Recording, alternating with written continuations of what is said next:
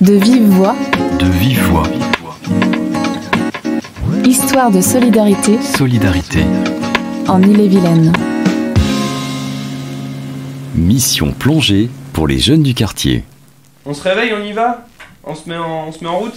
Allez, c'est parti. Go. Donc du coup, moi je m'appelle Anthony Rouault, je suis donc salarié de l'association Saint-Malo Plongée Émeraude. Pour ma part, donc, je suis référent des actions environnementales pour le centre de plongée, qui est au centre de Saint-Malo, collé au port des Bas-Sablons.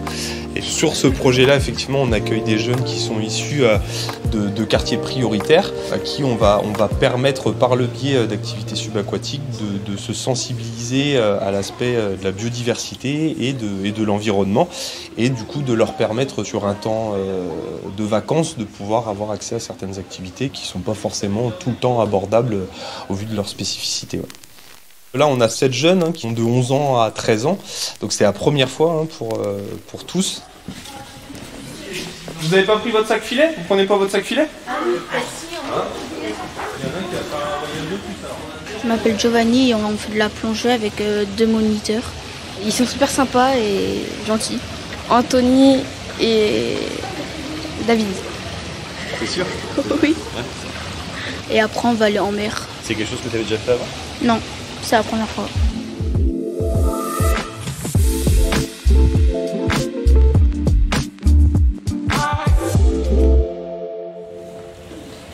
Là, ça sert à quoi? À gonfler le gilet, d'accord? Pour se maintenir en surface ou pour se stabiliser. Et ça, du coup, à dégonfler le gilet. Comment ça s'appelle, est-ce que tu sais? Des purges, d'accord? Il y en a là, il y en a là, et il y en a là. Ok, ça marche. Bon, bah oui, il n'y a plus grand chose à vous apprendre. Maintenant, du coup, si on parle de la combinaison, ça sert à quoi la combinaison? À pas avoir froid, ok. Je m'appelle Mathéo, j'ai 12 ans. Bah ouais, c'est une fosse, environ 7 mètres de profondeur. Je suis équipée avec le gilet, la bouteille, un masque et après on plonge en soufflant. On joue à des activités comme par exemple on doit faire une tour de cailloux et on ne doit pas la faire tomber. Il y a du morpion, il y a des jeux avec des cerceaux, des jeux avec des plots, il y a plusieurs jeux. Bah au début ça faisait peur, mais en fait quand tu vas dedans, tu explores et tout, c'est super bien. Donc, du coup, si on reprend, c'est quoi déjà les 2 manières de la faire de la plongée? On a quoi comme discipline? La pluie et Ou avec des bouteilles d'air. des bouteilles d'air. Du coup, des bouteilles d'air, on appelle ça de la plongée en bloc, ouais, ou en scaphandre. Ok.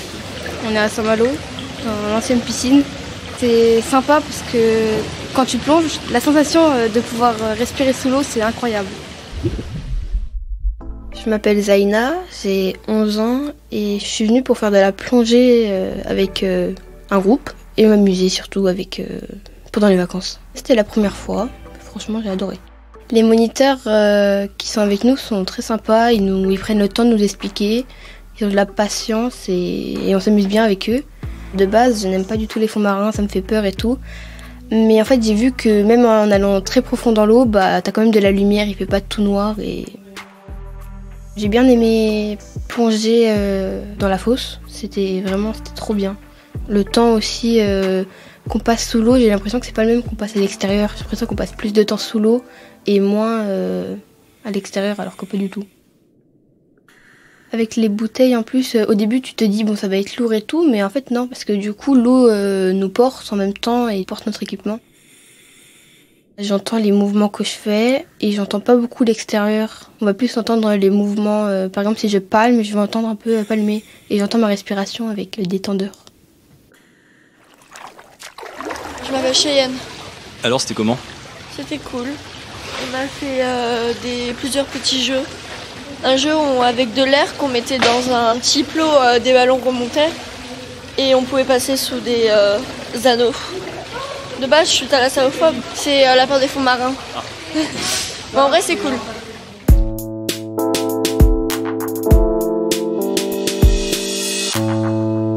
Pour plonger, on a d'abord une combinaison. Après, on a une combinaison un peu plus courte qui s'arrête au coude et aux genoux, qu'on met par-dessus pour pas avoir trop froid. On a un masque, du coup, pour pouvoir voir tout ça. On a les palmes, l'oxygène, la bouteille, et, le sac et tout. Cet après-midi, on va partir en mer. Par contre, là, partir en mer, ça va demander un truc, c'est concrètement on soit très ponctuel. Faut pas que ça traîne. C'est-à-dire que, clac, on descend en bas, maillot, on met la combi, on met le shorty, le petit sac avec la serviette si vous voulez, et très très vite, on va se dépêcher à aller vite fait à la cale, le bateau va venir vous chercher, et faut pas qu'on soit en retard, parce que si on est en retard et que la mer elle est trop basse, on sortira pas en mer. D'accord? Ça marche?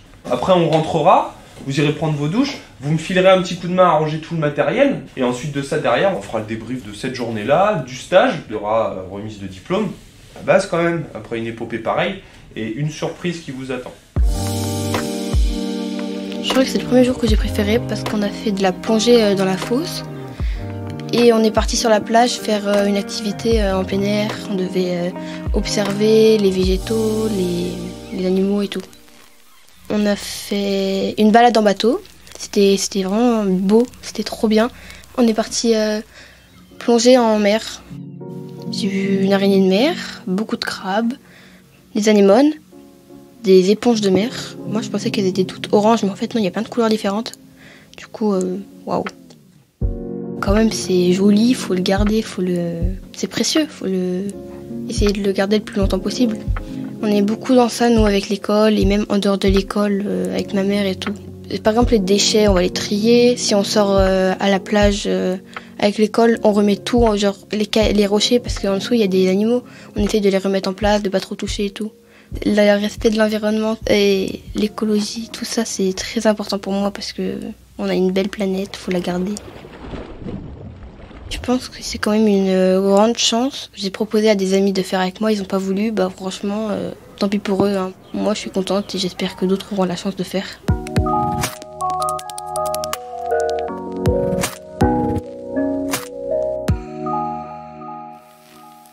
C'est une opération qui est notamment pilotée par le département et aussi donc l'Office des sports et du nautisme de la ville de Saint-Malo, la préfecture aussi. Nous, on a quand même la chance d'avoir en plongée un milieu spécifique avec du matériel spécifique et de ce fait-là, d'être forcément au contact de la nature. Donc c'est des éléments qui vont aider en fait à développer des objectifs tels que déjà le dépassement de soi, la connaissance de soi, l'écoute de soi, la cohésion de groupe. Et ensuite de ça, derrière, il va y avoir tout le respect qu'incombe la spécificité de l'activité, c'est-à-dire comprendre que concrètement, il y a des règles de sécurité, on a des règles d'organisation. On a du coup des marées ici, on a les plus grands marnages d'Europe, donc les marées incombent des horaires qu'on est censé respecter aussi, le respect du matériel. Et par tous ces éducatifs-là, on arrive à atteindre des comportements chez les jeunes qui vont concrètement se modifier.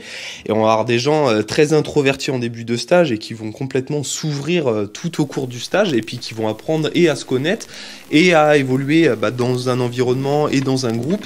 Et c'est vrai qu'on retrouve beaucoup de changements chez les jeunes en fin de projet. Le département soutient de nombreuses actions à destination des habitants des quartiers prioritaires de la ville. Rendez-vous sur le site Nouveau Île pour en savoir plus. De Vive Voix, le podcast du département d'Ille-et-Vilaine. Rendez-vous dès septembre pour un nouvel épisode du podcast De Vive Voix, saison 3.